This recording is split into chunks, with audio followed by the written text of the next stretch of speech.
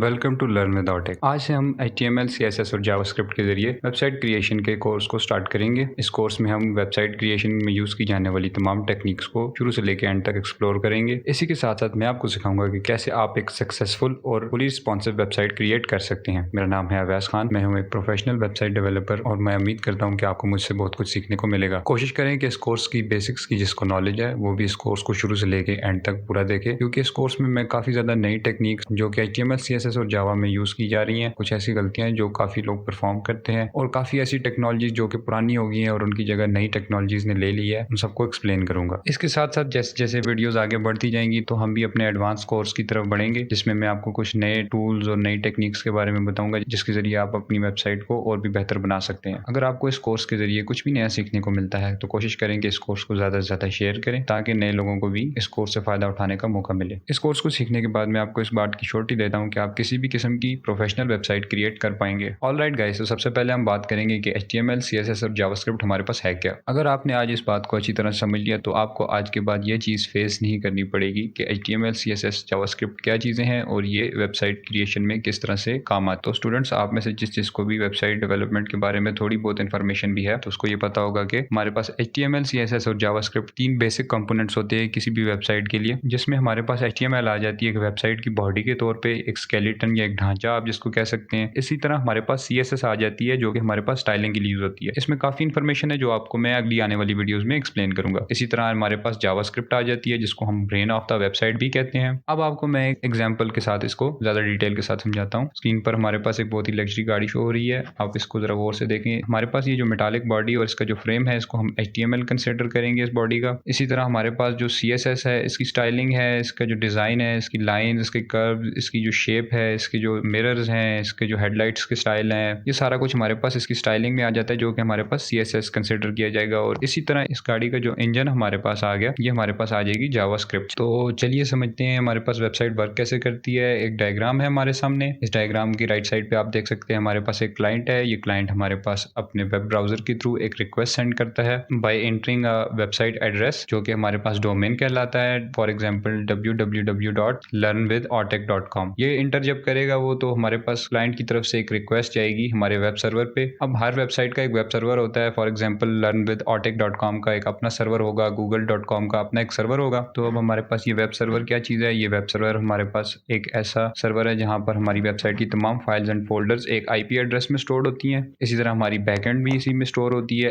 अब आप ये सोच रहे होंगे कि बैकएंड हमारे पास क्या है, तो बैकएंड के बारे में आपको ज़्यादा डिटेल में मैं आने वाली वीडियोज़ में आप बताऊंगा। इसकी सारी वर्किंग, सारे फीचर्स, हर चीज़ इसके बारे में मैं आपको डिटेल में गाइड करूंगा। फिलहाल वक्त ही आप नोट कर लें कि बैकएंड हमारे पास PHP, पाइथन या Node.js लैंग्वेजेस में क्रिएट किया जाता है। इसके अलावा और प्रोग्रामिंग लैंग्वेजेस हैं जिनमें हम लोग बैकएंड बना सकते हैं वेबसाइट का। इसका काम हमारे पास क्या होता है? ये बैकएंड हमारे पास यूज किस लिए होती है? अब बैकएंड का काम हमारे पास क्या है? ये हमारे पास एक सर्टेन प्रोसेसिंग करती है। उस प्रोसेसिंग के बाद हमारे पास वो एक आउटपुट जनरेट करती है। वो आउटपुट हमारी किस फॉर्म में होती है? वो फॉर्म में होती है HTML, CSS और जावा। जब ये जावा, HTML और CSS की फाइल्स हमारे पास क्रिएट हो जाती हैं, अब HTML हमारे पास एक लिफाफा या फिर हमारे पास एक एनवेलप बन जाता है और वो एनवेलप अपने अंदर CSS और जावा फाइल्स को स्टोर कर लेता है। अब ये कैसे होता है, ये सब कुछ मैं आने वाली वीडियोस में भी आपको एक्सप्लेन करूंगा। तो जैसे ही ये एनवेलप हमारे पास एक बंडल की फॉर्म में क्रिएट हो जाता है तो ये बंडल हमारे पास क्लाइंट के वेब ब्राउजर पर रिसीव हो जाता है और फिर जो वेबसाइट की रिक्वेस्ट या जो रिस्पॉन्स की रिक्वेस्ट हमारे पास क्लाइंट ने की होती है, उस क्लाइंट की रिस्पॉन्स के अकॉर्डिंग उसको जो उस क्लाइंट की रिक्वेस्ट के अकॉर्डिंग उसको रिस्पॉन्स मिल जाता है और वो वेबसाइट को यूज कर सकता है। अब आपको पता चल गया होगा कि हमारे पास एक वेबसाइट कैसे एक्सेस की जाती है या वेबसाइट हमारे पास कैसे वर्क करती है। अब मैं आपको थोड़ा HTML, CSS और जावा के बारे में बेसिक इन्फॉर्मेशन दे देता हूँ। HTML हमारे पास हाइपर टेक्स्ट मार्कअप लैंग्वेज होती है। ये हमारे पास एक किसी भी वेबसाइट का स्ट्रक्चर हो सकता है, या जिस तरह आपको अगर मैं नेचुरल लैंग्वेज में बताऊं तो हमारे पास ह्यूमन बॉडी का जिस तरह से स्केलेटन होता है, एक ढांचा होता है, वैसे ही हमारे पास वेबसाइट का ढांचा जो है वो HTML कोडिंग होती है। इसी तरह हमारे पास जिस तरह स्किन आ गई, स्किन का कलर आ गया, हमारी आइस का कलर आ गया, हमारा हेयर स्टाइल आ गया, ये सारा कुछ जिस तरह हमारे स्टाइल में आ जाता है जिसकी वजह से इंसान की जो लुक्स हैं वो बेटर लगती हैं, उसी तरह हमारे पास पास वेबसाइट की लुक्स बेटर बनाने के लिए हम CSS में स्टाइलिंग करते हैं। और इसी तरह हमारे पास जावास्क्रिप्ट आ जाती है। जावास्क्रिप्ट का मैंने पहले भी आपको जिस तरह बताया है कि हमारे पास ब्रेन ऑफ द वेबसाइट होता है। जिस तरह इंसान का ब्रेन काम करता है, इंसान का ब्रेन छोटी सी चीज़ है लेकिन millions and thousands of functionalities हैं उसके अंदर, इसी तरह हमारे पास जावास्क्रिप्ट में भी बहुत वाइड स्कोप है। और इस पूरी स्कोप को अगर हम कवर करने लग जाएं तो हमारा सालों निकल जाएंगे इस पूरे कोर्स को कवर करने में। लेकिन अब आप सोच रहे होंगे कि अगर हमने इस कोर्स को 1 महीने में सीखना है या 2 महीने में सीखना है तो हम कैसे इसको कंप्लीट करेंगे, सालों का कोर्स है। तो उसके लिए मैं आपको एक बेसिक ट्रिक बताता हूँ जो कि मैंने खुद भी यूज की थी और मैं आपको भी सजेस्ट करूंगा कि हमेशा अगर आपने